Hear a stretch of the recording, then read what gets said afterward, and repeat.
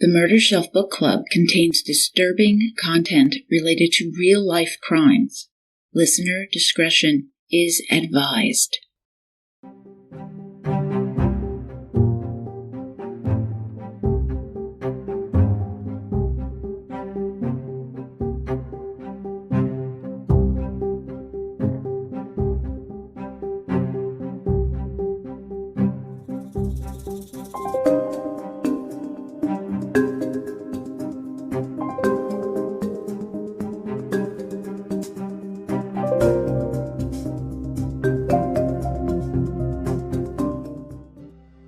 Hey, Murder Bookies, it is Jill.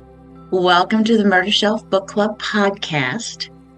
This is my Crimecon 2024 Nashville debrief. First, I have to tell you, it's been a while now since I recorded because I was at Crimecon from Thursday until Monday morning. I talked with thousands of you. It was absolutely wonderful. And Monday, I was getting ready to go to the airport with some friends of mine. And I was sitting in the lobby of the hotel. And I looked up and saw them coming. And I was like, it was gone. Gone. My voice was just done. It was that way for a few hours. Our driver, he was teasing me. I was sitting in the back. And he was teasing me. Hey, Jill back there, shut up. Making too much noise. So he had a Mucinex throat lozenger. Now, I know about Mucinex in terms of, drying up your nose and allergies and colds and things, but I had never had the throat lozenger. Well, I sucked on this lozenger. We got through security and all of this at the airport, got ourselves situated at our gate, waiting to fly out, and my voice did come back. But I will tell you, only recently, I've been home from Crimecon over a week, and today it is still a little froggy. I don't know if you can hear it, but I certainly am aware of it. It feels much deeper than I usually talk. So that prohibited me from recording. So you're going to have to bear with me if I'm running a little bit behind here. I will try not to do that to you, though.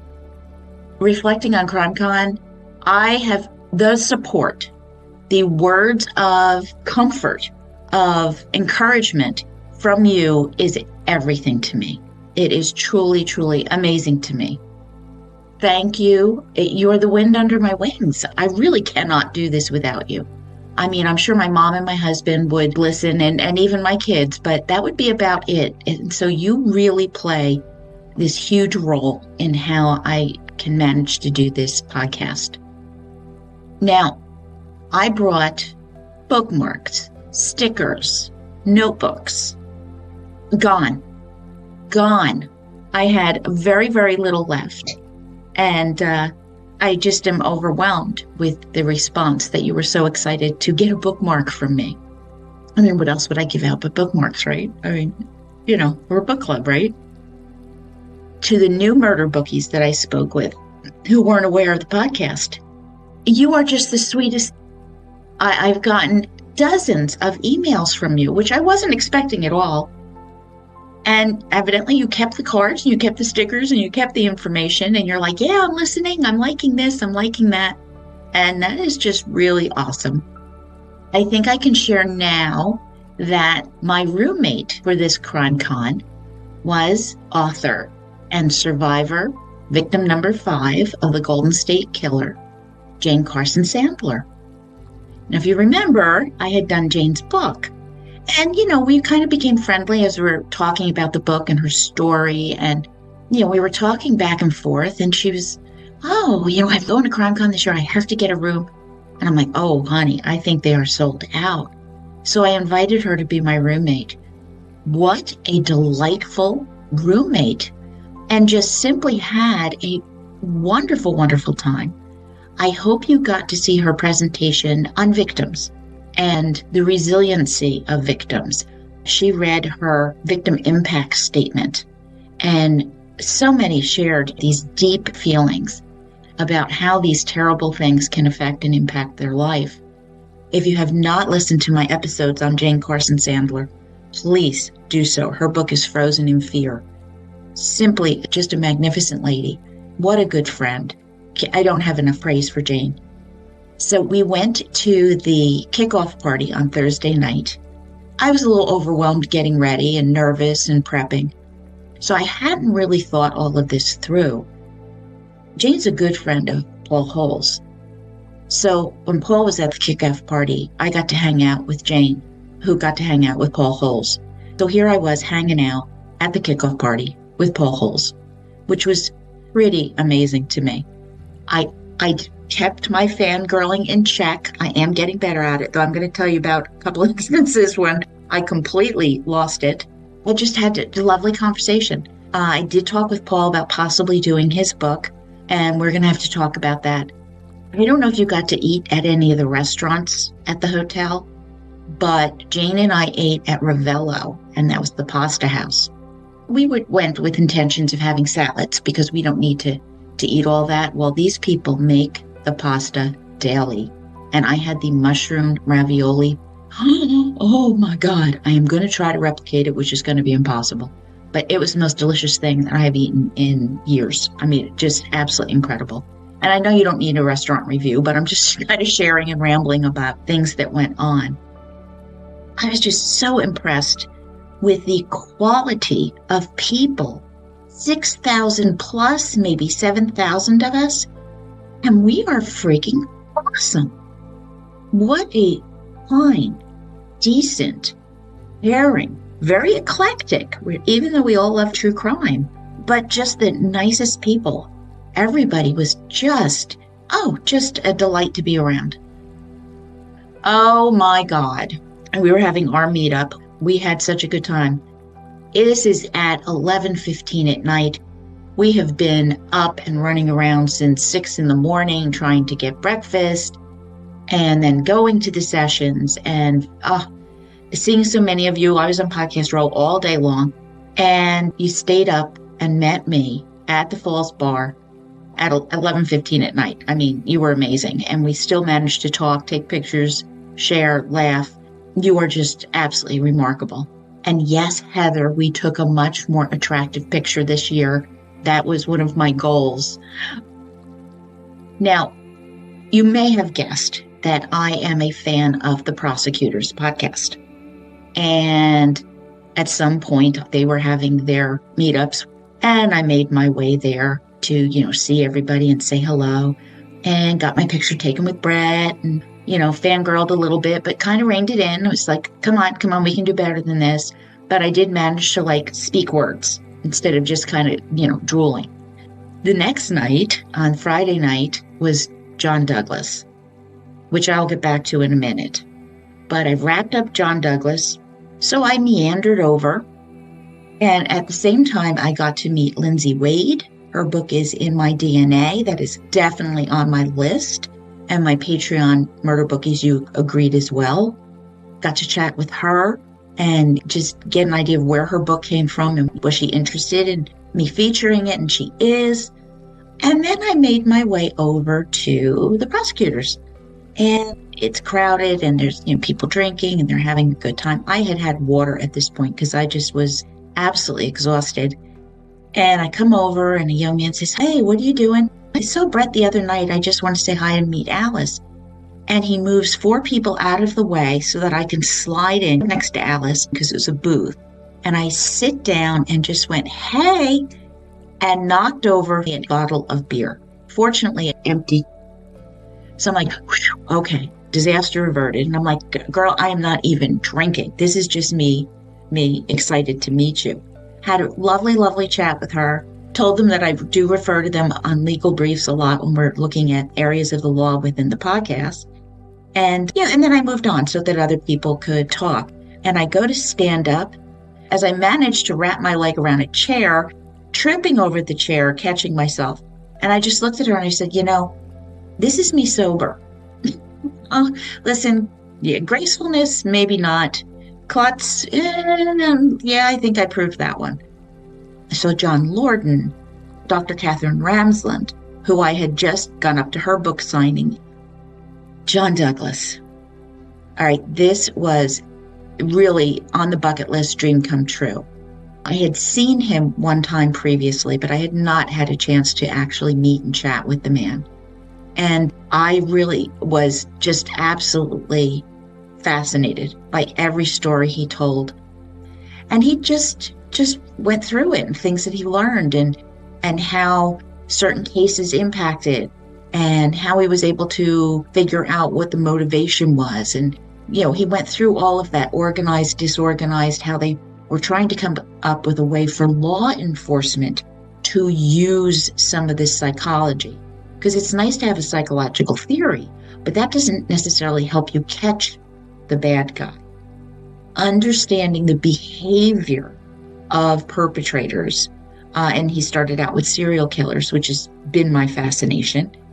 He taught me tremendously. And his book, Mindhunter, was on sale. And of course, we heard just recently that is one of the books that Rex Heuermann, the alleged Long Island serial killer, who was just charged with 2 more murders, Jessica Taylor now connecting him to the Manorville murders, as well as Gilgo Beach, and Sandra Castillo, another victim evidently of his.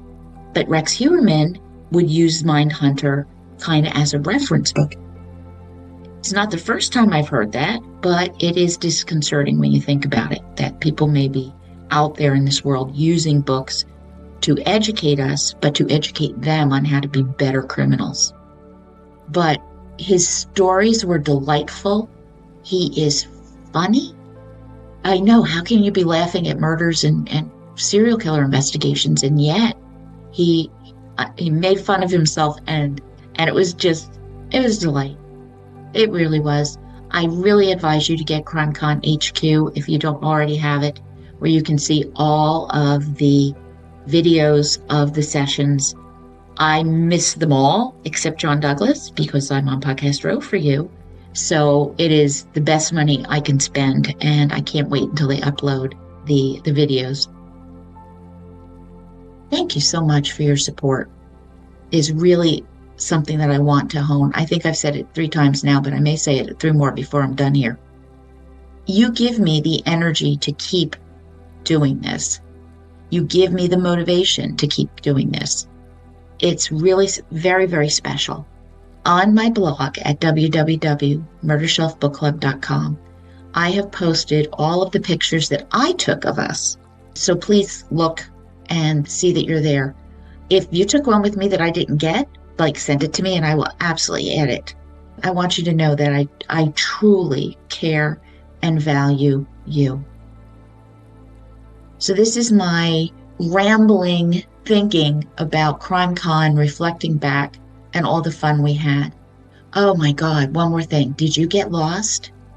Okay, so I was really lost that first day. I had been in Crimecon Nashville 2018, and I kind of remembered a little bit of the Gaylord Opera Land that we were at, but it still took a day to come back, where I'm running down the wrong way, stopping, turning around, saying, no, I'm supposed to turn left there, not right. That was remarkable fun. I did take a boat ride on the internal river that they have with all the waterfalls and absolutely beautiful foliage. Some of my girlfriends at Murder Bookie Alex came with us. It was just absolutely delightful. And there was a couple alligator sightings. That was pretty interesting too. Yeah, also on my blog are pictures of people that I met, like John Ramsey. And of course I met with Aphrodite Jones. Well, we just finished her book, Levi's Eyes, right? And I actually wound up dropping the interview with her sooner than I usually do. It's usually Thursday, and I wound up dropping it on Tuesday. Listen, I know it's nice to get content early, but this was just especially lovely. Cindy, if you've listened to this, you know who I'm talking about. Cindy, Levi's stepmom, she contacted me, and I was like, oh, and was asking about the episodes. And, I told her, where to find them and how to listen to them. And she was waiting. She says, oh, I've listened to them and they're really good. And now I'm waiting on Aphrodite's interview. And I was like, oh, listen, Cindy, this is your story. If you're waiting for my interview with Aphrodite, I said, it's dropping right now. And I did. I put it out immediately. And about an hour and a half later, Cindy messaged me on Facebook. And this is what she said. Jill, I have to commend you on this podcast. It's obvious you did your research. I appreciate all the kind words and support that you have shown through this series. Count me in as a huge fan, and thank you. Oh my gosh, there is no greater praise than to hear from the people in the book I am podcasting about that they approve. That is critical, and there is no higher praise. I thanked Cindy profusely, and it really makes you humble too, because these are real people out there, and I know this, but it really drives it home when you actually hear from someone. Just absolutely an incredible experience. I met Aphrodite. She came running by the booth, and unfortunately, I was not on the end like I was last year, but I'll talk about that in a minute too. So we had to kind of like reach over the table and kind of lean in together, had a quick chat. And again, you guys were all there too. So I don't remember who saw it and who was there at that particular moment, but it was such a warm feeling, she's a good friend now. I really admire her so much. And I've heard really good things about her presentation on the staircase, which she talked about a little bit in the interview as well. Now, I had some of the best real estate on Creators Row. To my left, Joseph Scott Morgan of Body Bags and his family and his wife, Kim, who is the nicest, most gracious, fashionable woman that I think I have ever met. What a doll. Here's our podcast, right? And we're doing our thing right next to Joseph Scott Morgan. And I hear him saying, make sure you stop by and you talk to Jill, my neighbor here. Her podcast is terrific. I mean, could you ask for a more gracious neighbor in the middle of thousands of people coming by, wanting to take pictures with him, loving his podcast? He was sending them to me. Right next to me on my right was Sarah Ferris, who does Conning the Con podcast. This woman lives in London, came in to the United States, to Nashville, to be here with us at Crimecon. A lovely, articulate, sincere, knowledgeable person. Her podcast, there's several that she's involved with, but this podcast, Conning the Con, began when her sister was being scammed by someone. And I listened to it right before Crimecon, and it's just absolutely incredible. And she can count me in as a huge fan. Right behind me, Cheryl McCollum, Zone 7. She is the director of the Cold Case Investigative Research Institute. She was right behind me. I mean, I can't tell you how many times we were sitting there, and there was this poke, poke, poke through the curtain behind me. How's it going over there? and her husband, Walt, was just absolutely incredible. Right across from me, Crime Online. And right across the aisle to my left was True Crime Garage. So I got to chat with the captain and Nick and talk to Nick about doing his book on Delphi. Guys, the authors that I met, their eagerness to be featured on the podcast, incredible. Oh, Killer Mystery Game, Season 2 is out. Jason and I had a long discussion about it. I absolutely loved the first season. Killer Mystery, again, I have a link on my blog. I know all the links are on my blog, but I have a link on my blog to it. And, if you have a gaming group or you're having the girls over and you need, an activity, here you go. I mean, you can just buy the sets. It's in the series, and you can get mailed monthly or you can buy it up front. It is just so much fun deciphering the clues. It's very, very high end. Just absolutely love Jason. Crimecon Denver 2025 tickets are on sale.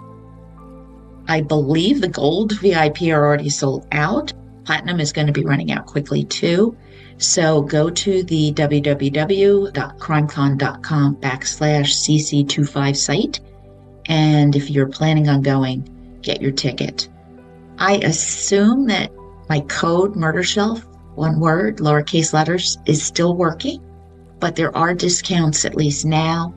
I do not know if I'm going to be on Podcast Row next year, but I know I am absolutely going to be in Denver because I got my gold VIP.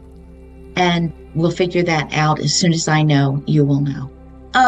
Listen, I'm rambling. I'm going to end it here. Just know I appreciate you. And as always, I see you as you hear me. I'll get a new episode out as we start our next trilogy very shortly. My voice is back, so I can start recording again. I think it's back. And I'll see you at Crimecon in September 2025.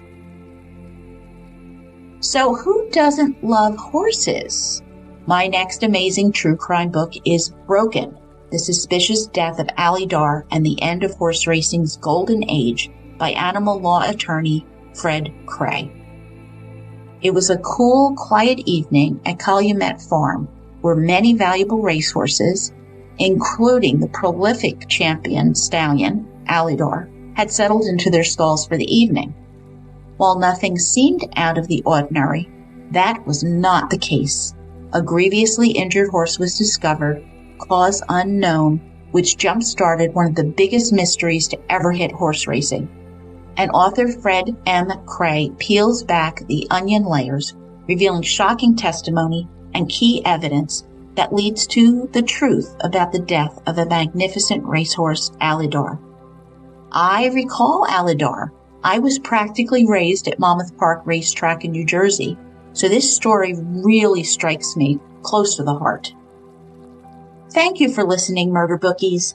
I need you to be proactive here and leave me an awesome review that will help make new Murder Bookies. And share this podcast with your friends. See if they'd love to listen to.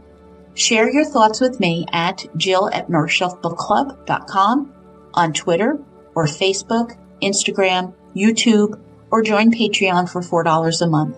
And the links are on my blog at www.murdershelfbookclub.com with all my sources, photographs, show notes, our snack recipe, and wine pairing. Always trust your gut and lock your doors and windows.